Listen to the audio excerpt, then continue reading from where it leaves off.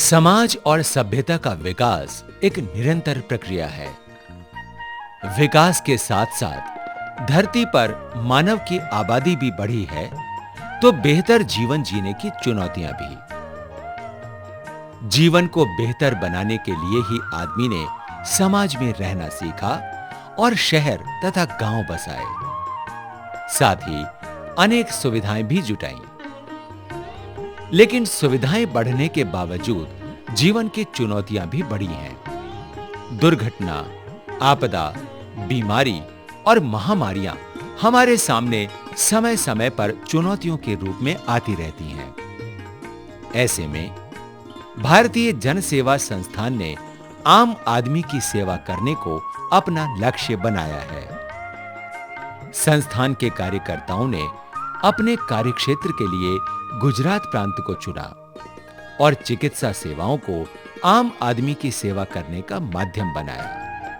भारतीय जन सेवा संस्थान ने आम आदमी की सेवा करने के लिए गुजरात में चिकित्सा को माध्यम बनाया है, क्योंकि मानव सेवा करना ही सबसे बड़ा धर्म है। संस्थान के कार्यकर्ताओं ने समर्पित भाव से सेवा करके हजारों पीड़ितों को लाभ पहुंचाया है और उन्हें रोग मुक्त कर जीवन जीने में मदद भी की है। भारत की पश्चिमी सीमा पर स्थित गुजरात देश का महत्वपूर्ण प्रांत है। पाकिस्तान से लगती हुई अंतर्राष्ट्रीय सीमा के कारण जहां ये सामरिक दृष्टि से महत्वपूर्ण है, वहीं औद्योगिक दृष्टि से भी एक महत्वपूर्ण राज्य है। लेकिन समय-समय पर यहां भूकंप और चक्रवात जैसी आपदाएं भी आती रही हैं। इन आपदाओं का सबसे बड़ा शिकार आम आदमी ही होता है।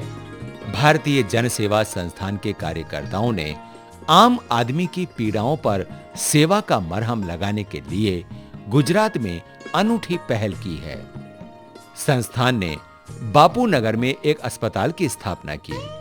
Shri Dhanvantari charitable general hospital सन 2000 में बनकर तैयार हुआ।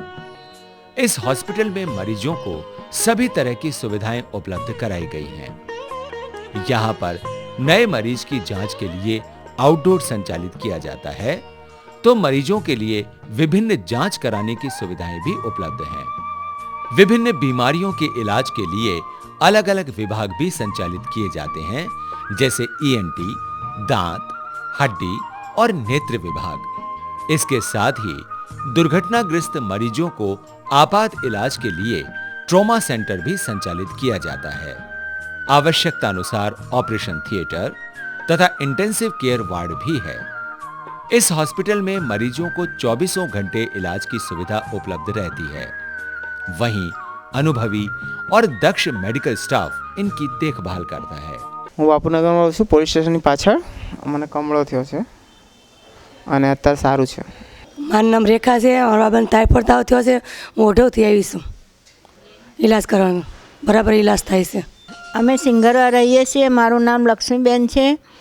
હું ધન્વંતરીમાં દાખલ થઈ છું। મારા શરીરમાં ખૂન નહોતું, મને ખૂન ચડાવ્યું છે। મને અત્યારે સારું છે। મારું નામ ઘનશ્યામભાઈ, મને ભાલાળા છે, મને ભગત તરીકે બધા ઓળખે છે। અને જ્યારથી આ હોસ્પિટલ બની હતી ત્યારથી બધાએ જે વસ્તુની હોસ્પિટલની જરૂર હોય તો ડૉક્ટર સાહેબને પૂછી લઈ, પછી સુપ્રિન્ટ ડૉક્ટર સાહેબને પૂછી લઈએ છીએ, પછી મેડિકલ ઓફિસરને પૂછી લઈ, સ્ટાફને પૂછીએ છીએ અને દર્દીઓને પૂછીએ છીએ। हॉस्पिटल में मरीजों के इलाज के लिए आयुर्वेद तथा होम्योपैथी विभाग भी है। धन्वंतरी हॉस्पिटल में संस्थान के कार्यकर्ता समर्पित भाव से मरीजों की सेवा करते हैं। चिकित्सा क्षेत्र में हॉस्पिटल ने अच्छी प्रतिष्ठा अर्जित की है और लाखों मरीज यहां से स्वस्थ होकर जा चुके हैं। भुज में आए भूकंप के समय हॉस्पिटल की तरफ से वहां इलाज के लिए निःशुल्क कैंप भी लगाया गया था। मेरा नाम डॉक्टर मुकेश रावजी भाई पटेल है। मैं एमडी मेडिसिन हूँ। मैं इस अस्पताल का प्रभारी हूँ। धन्वंतरी चिकित्सालय करीबन यहाँ बापूनगर इस इलाके में 13 साल से काम कर रहा है। ये एक प्रकल्प है विश्व हिंदू परिषद गुजरात का। इनकी नींव भी डॉक्टर तोगड़िया साहब ने उसी हिसाब से रखी थी। जो गरीब मरीज है, जो मरीज पैसे नहीं है, ज़रूरतमंद लोग हैं, उनकी सेवा के लिए प्रकल्प रखा था। उनका प्राइवेट अस्पताल बंद करके खुद का प्राइवेट बंद करके ये चैरिटेबल ट्रस्ट बना, उसके बावजूद ये अस्पताल का नींव रखा था। मेरा नाम डॉक्टर ललिता पाटीदार है। मैं यहाँ की जनरल वार्ड की मेडिकल ऑफिसर हूँ। यहाँ पे सब तरह के पेशेंट आते हैं, फीवर वाले, डायरिया वॉमिटिंग के, इंजरी के, स्टिचेस लेने, फ्रैक्चर वाले, सभी तरह के पेशेंट को ट्रीट करते हैं। હું ડૉક્ટર વિપુલ પટેલ મેડિકલ ઓફિસર આઈસીયુ વિભાગમાંથી બોલું છું। અહીંયા આકસ્મિક જે તાત્કાલિક ઇમરજન્સી સારવાર માટેના પેશન્ટો આવે છે એ બધાને તાત્કાલિક સારવાર આપવામાં આવે છે। मरीजों की नियमित सेवा के लिए संस्थान के कार्यकर्ताओं ने सेवा प्रोजेक्ट स्थापित किया है।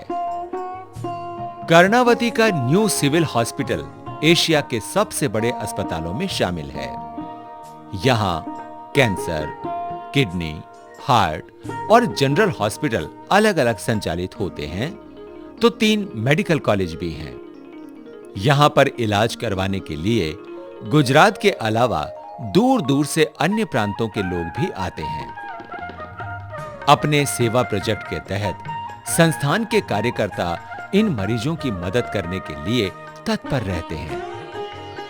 जिन मरीजों के साथ सहायक नहीं होता उन्हें अटेंड करना, सही डॉक्टर से दिखवाना, उनकी विभिन्न जांचें करवाना और उसके साथ ही उनके रहने और खाने की व्यवस्था करना तथा निःशुल्क दवाएं उपलब्ध कराना कार्यकर्ताओं की नियमित दिनचर्या है।